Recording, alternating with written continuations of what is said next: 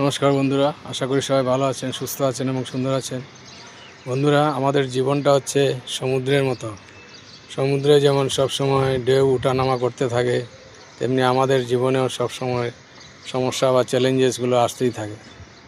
আপনি যদি সমুদ্রে স্নান করতে গিয়ে তীরে বসে ভাবতে থাকেন যে কখন সমুদ্রের ঢেউ শান্ত হবে আর আমি স্নান করব বা সমুদ্রে ডুব দেব, তাহলে আপনার সমুদ্র স্নান কখনই হবে না।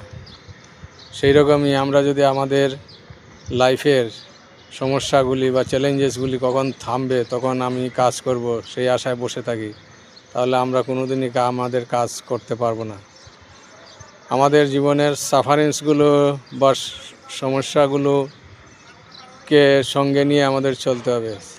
সাফারিংসগুলোর মধ্য দিয়ে গিয়েই আমাদের যে জীবনের সফর, সেই সফরটাকে সুন্দর করে তোলার চেষ্টা করতে হবে। যদি আমরা সেই চ্যালেঞ্জেসগুলো, সেই সমস্যাগুলো দেখে ভয়ে বসে থাকি, তাহলে আমরা আমাদের জীবনের সাফল্য কখনো পাবো না।